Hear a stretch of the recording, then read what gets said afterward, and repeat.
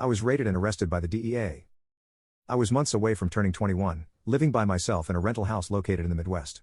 Started off as a typical weekday in the summer. I was out back mowing my lawn with my headphones in, shirtless, wearing these stupid Ed Hardy shorts. Something catches my eye at the house, as I look over to see a single person coming toward me with a gun pointed and a bulletproof vest on. Outside of that, he had normal street clothes on. I'll never forget my first thought. Is this some kind of prank or joke? Only a second of that thought before reality stepped in. I removed my headphones to hear him yelling to step away from the mower and get on the ground.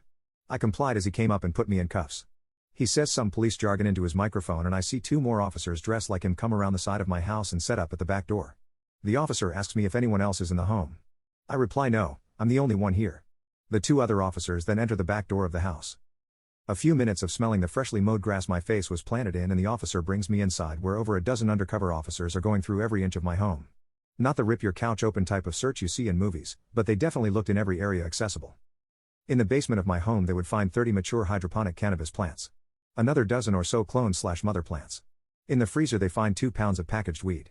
They ask me where the other grow houses are at, which I truthfully reply this is the only one, there are no other houses. They quickly realize I'm not the major manufacturer they thought I was, and they decided to hand me over to the state.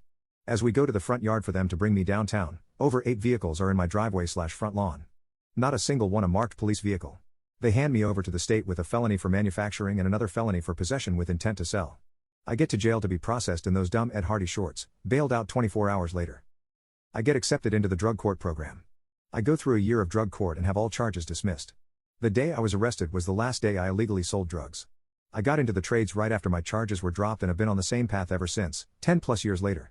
It was one of the biggest life lessons I ever learned, and I'm truly thankful for a program that gives first-time offenders a second chance. Without it, my juvenile choices could have followed me for life and brought me down a much more difficult path.